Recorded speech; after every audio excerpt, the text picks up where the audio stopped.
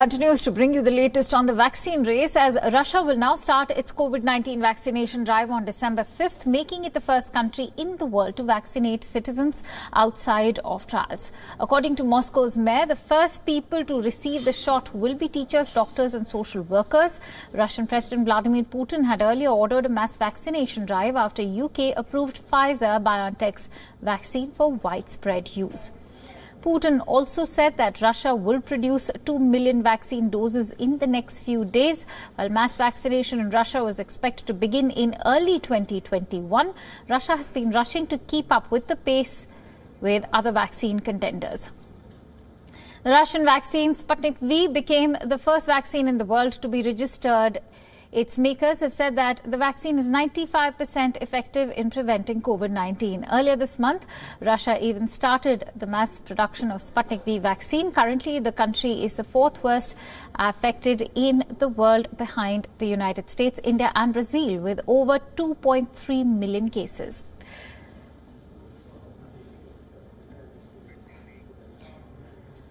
Also, for more details, let's quickly go across to our correspondent Julia Chapman, who's joining us live from Russia at this hour. Let's quickly go across to Julia. Julia, what will be the priority sections receiving the vaccine in Russia? Well, already the vaccine has been rolled out for a number of teachers and doctors and other frontline medical workers here in Russia. That's a process that's been going on alongside phase 3 of clinical trials, which got underway in August. And that entire process happened after Russia had already registered its Sputnik V vaccine. That happened in early August, with regulators giving a very early approval before the clinical trials had come to an end. Indeed, they still haven't come to an end. But nevertheless, Russia has said that it's pretty satisfied with the data that it's been seeing and is ready to start rolling out Sputnik V more widely. So starting from tomorrow, it will be possible to sign up for a vaccination slot here in Moscow. They'll be opening 70 different vaccination points. And in the early days, it'll still just be teachers, doctors. They're widening the criteria slightly to government workers with client-facing roles, people who engage with members of the public frequently. It's not being fully rolled out to the general public just yet, but we're expecting that to happen in the next couple of weeks. Right. Julia, as the vaccine race is heating up, what are the challenges ahead in terms of global distribution?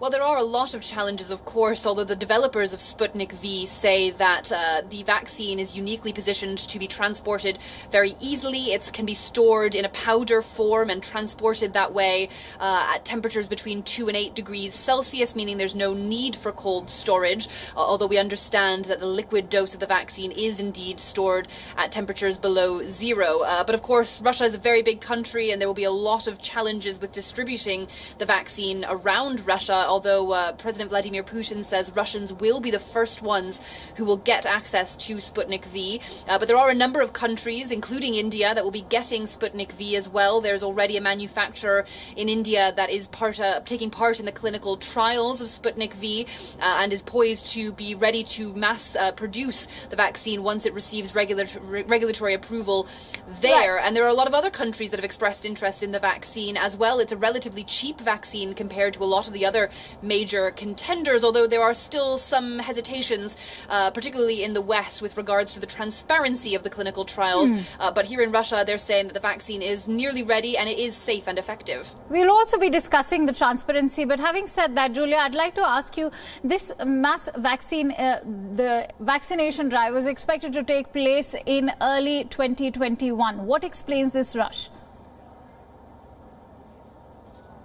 Well, I think most countries around the world are in a very big hurry. We're already seeing, of course, the UK getting prepared to start its mass vaccination program next week already. So from Russia's perspective, the sooner the better. Of course, here in Russia today, there was a record 28,145 new coronavirus cases. That's the highest number that Russia has seen throughout the pandemic. So the situation is still serious, although the rate of rising infections has slowed somewhat in Russia.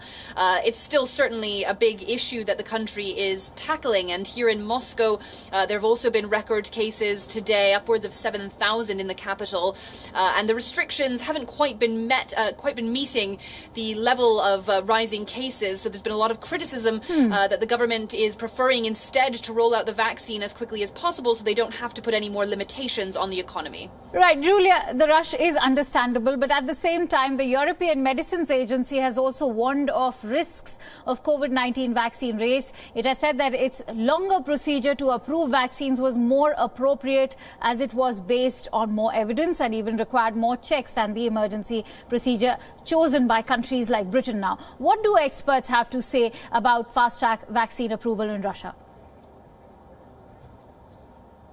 Well, there was a lot of criticism, of course, at the beginning on August 11th when Russian regulators already approved Sputnik V before phase 3 of the clinical trials had gotten underway. There was a huge amount of concern that giving it regulatory approval that early precluded anything other than a successful outcome for the clinical trials. But slowly we've started to see some more data that has allayed some of those concerns. But there are still some concerns that there isn't full transparency here, but that's been denied by the Russians. They say that they are publishing data as quickly as the trial allows, and they are publishing it in peer-reviewed international medical journals and really trying to be as transparent as possible. That's what they are saying. Indeed, yesterday, Russian officials gave a very long briefing to the United Nations Special General Assembly on COVID-19 and on vaccines, trying to convince the world that Sputnik V is a safe vaccine. And part of the reason that they say that is that it's based on a human virus vector that brings part of the virus into the human body. That is in contrast, of course, to the Oxford AstraZeneca vaccine, which will be using a chimpanzee viral vector. The Russians insist that their method is much safer, and they say that they are being as open with the data as they possibly can, and when phase 3 does come to an end finally, which we're expecting in the coming weeks, they will fully publish the results of the trial in peer-reviewed journals. Right. Here's hoping that the vaccine is as safe as Russia is claiming it to be. Thank you so much, Julia, for sharing your inputs.